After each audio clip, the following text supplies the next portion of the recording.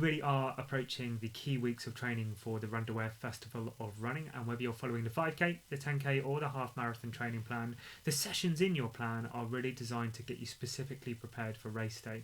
So you're going to see a lot more running at or around your goal race pace, and the sessions themselves are designed to feel quite challenging. So don't be afraid of that. Remember what the sessions are there to do. They're certainly there to get you fit, and as we've talked about before, we have to stress you a little bit in order to do that, but they're also there to mentally prepare you for what race day feels like. And if we're going to ask you to push beyond your current limits in that final 2 to 3k of your race, and you know what, in order to run a PB you have to do that, you have to run faster than you ever have done it before, we need to do a bit of groundwork in training. So don't be afraid if those sessions feel quite tough. Remember what they're there to do, callous you for what race day feels like.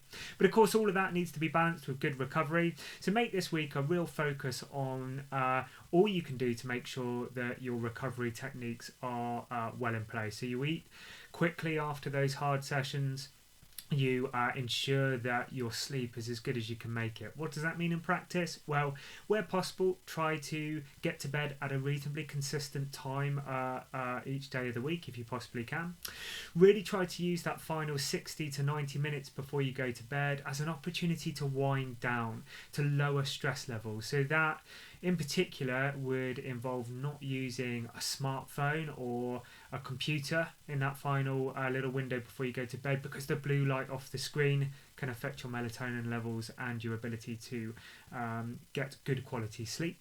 Obviously avoiding alcohol and caffeine late at night will also really help, but really it is about trying to find that opportunity to wind down in that window, whether it's spending a bit of time reading a book, perhaps it's just sitting down and chatting to family, perhaps it's doing yoga, whatever it is that's going to work for you to help lower those stress levels a little bit. A nice cool dark environment will help too, of course, but really if you possibly can, try to find perhaps 10 to 15 minutes extra sleep if you can, but it's focusing on the quality of sleep that counts. So good sleep hygiene, and really focus on balancing the hard with the recovery this week, and it will see you right. We look forward to catching up with you next week.